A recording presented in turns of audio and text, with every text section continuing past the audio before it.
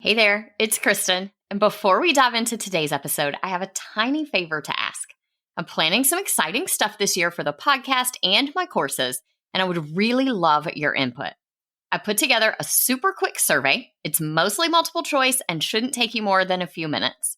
Your feedback will directly shape the content I create this year, so I can make sure it's exactly what you need to thrive in your business without the hustle. Because I know your time is precious, everyone who completes the survey gets entered into a giveaway where 2 lucky winners will get a $50 gift card to Amazon or Target, your choice. It's just a little thank you for helping me make this year on the show the best yet.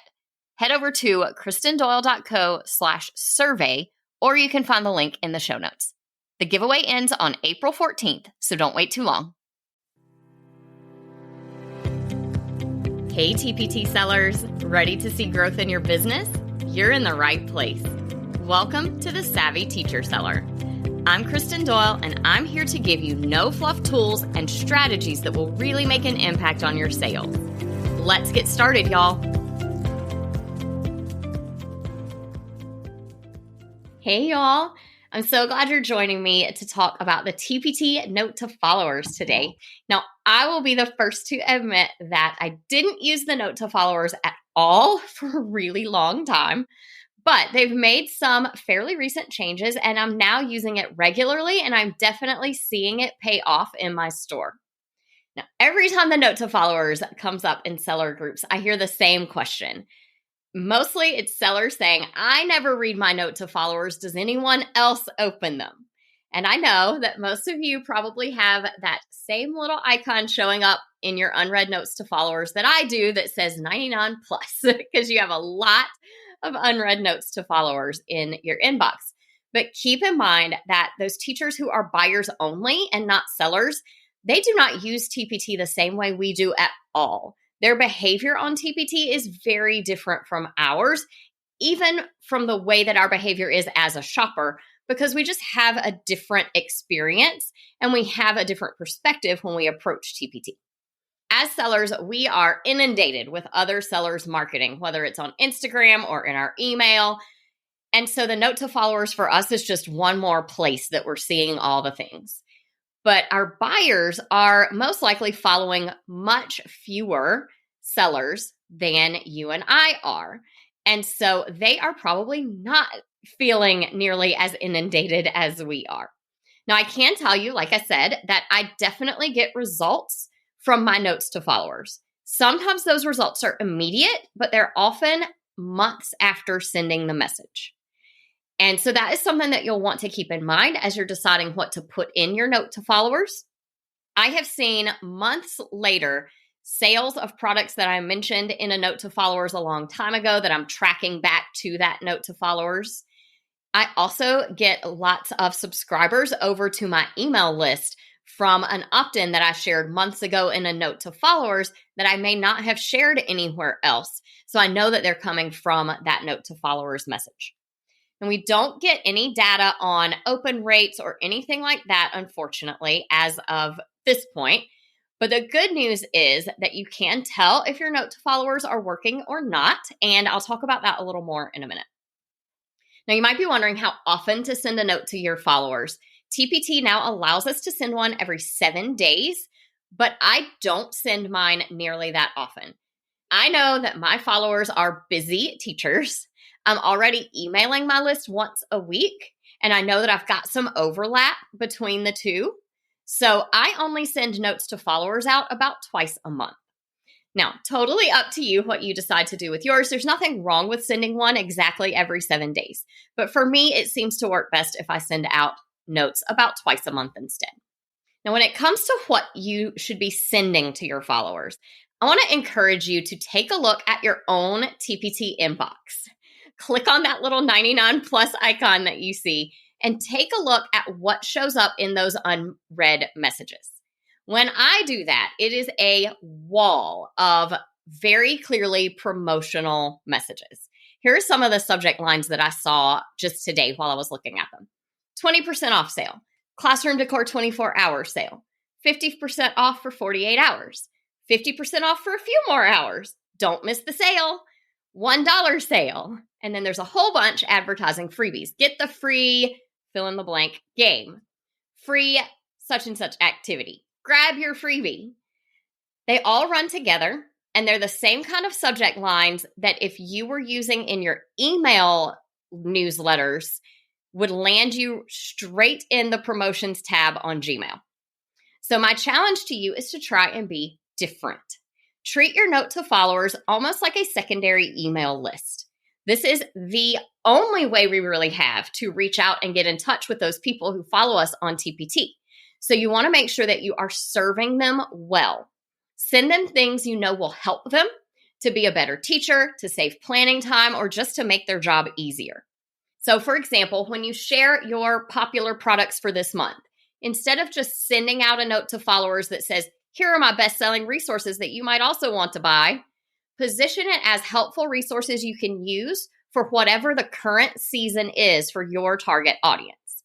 Since back to school season is coming up, you might want to send out a note to followers about fun ways to get to know your new third graders that features your back to school resources in your store. Or maybe if you are a middle school science teacher, you might want to send out a note to followers about ways to introduce lab safety to your new middle schoolers that includes your back to school resources for middle school science and for lab safety. Things that you know your audience is going to need. The same thing goes for helpful blog posts you want to share with them and for freebies that you want to send out. Make sure that you are writing them in a way that seeks first to serve your audience before selling to them. Now, you can, if you want, reuse the content that you're sending out to your email list. But I would only do that if you think your TPT followers are not also on your email list, because you don't want people getting the same thing in both places and choosing to either unfollow your store or worse, unsubscribe from your email list so that now you don't have a way to contact them. Now, speaking of email lists, TPT does not expressly prohibit sending out direct calls to subscribe to our email list, but they don't exactly want us to do that either. So what I would recommend doing instead is sending your followers to a super helpful blog post and make sure that it has a great email opt-in associated with it, whether it's inline in the text of the post or there's an exit intent pop-up or something like that. That's a good way to serve your teachers first and then get them onto your email list after. Just make sure that you are always thinking serve first, sell later.